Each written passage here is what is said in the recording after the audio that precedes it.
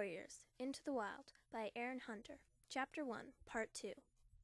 Rusty sat down in the coarse grass beyond the garden fence. He gave his shoulder a nervous lick and wondered how much of Smudge's gossip was true. Suddenly the movement of a tiny creature caught his eye. He watched it scuttle under some brambles. Instinct made him drop into a low crouch. With one slow paw after another, he drew his body forward through the undergrowth. Ears pricked, nostrils flared, eyes unblinking, he moved toward the animal. He could see it clearly now, sitting up among the barbed branches, nibbling on a large seed held between its paws. It was a mouse. Rusty rocked his haunches from side to side, preparing to leap. He held his breath in case his bell rang again. Excitement coursed through him, making his heart pound. This was even better than his dreams.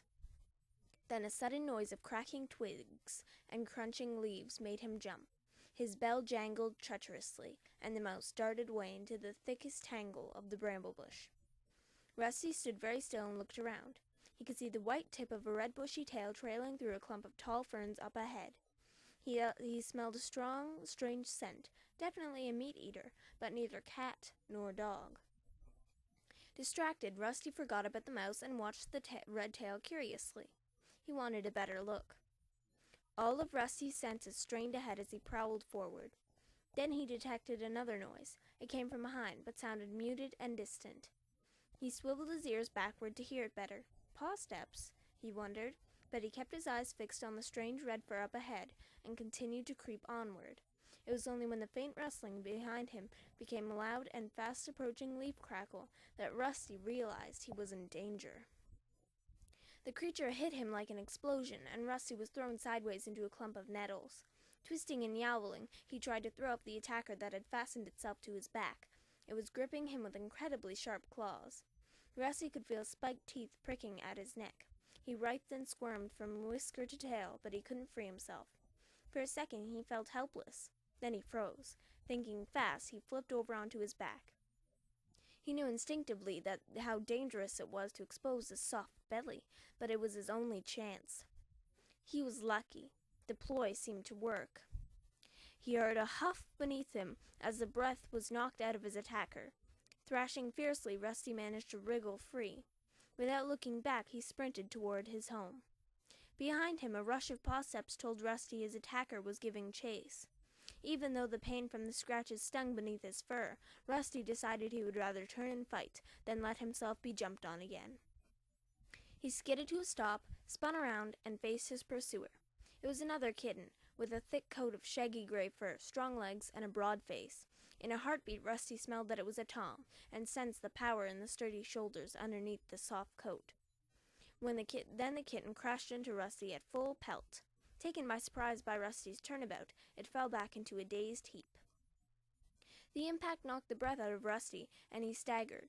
He quickly found his footing and arched his back, puffing out his orange fur, ready to spring onto the other kitten, but his attacker simply sat up and began to lick a forepaw. All signs of aggression gone. Rusty felt strangely disappointed. Every part of him was tense, ready for battle. "Hi there, kitty pet," meowed the gray tom cheerily. "You put up quite a fight for a tame kitty." Rusty remained on tiptoe for a second, wondering whether to attack anyway. Then he remembered the strength he had felt in the kitten's paws when he had pinned him to the ground. He dropped into his pads, loosened his muscles, and let his spine unbend. "And I'll fight you again if I have to," he growled. "I'm Graypaw, by the way," the gray kitten went on, ignoring Rusty's threat. "I'm training to be a ThunderClan warrior." Rusty remained silent. He didn't understand what this gray what's-it was meowing about, but he sensed the threat had passed. He hid his confusion by leaning down to lick his ruffled chest. "What's a kitty pet like you doing out in the woods? Don't you know it's dangerous?" asked Graypaw. "If you're the most dangerous thing the woods has to offer, then I think I can handle it," Rusty bluffed. Graypaw looked up at him for a moment, narrowing his big yellow eyes. "Oh, I'm far from the most dangerous. If I were even half a warrior, I'd have given an intruder like you some real wounds to think about." Rusty felt a thrill of fear at these ominous words. What did this cat mean by intruder? "Anyway," meowed Graypaw, using his sharp teeth to tug a clump of grass from between his claws, "I didn't think it was worth hurting you. You're obviously not from one of the other clans." "Other clans?" Rusty echoed, confused. Graypaw uttered an impatient hiss. You must have heard of the 4 warrior clans that hunt around here. I belong to Thunder Clan. The other clans are always trying to steal prey from our territory, especially Shadow Clan. They're so fierce they would have ripped you to shreds, no questions asked. Graypaw paused to spit angrily and continued. They come to take prey that is rightfully ours.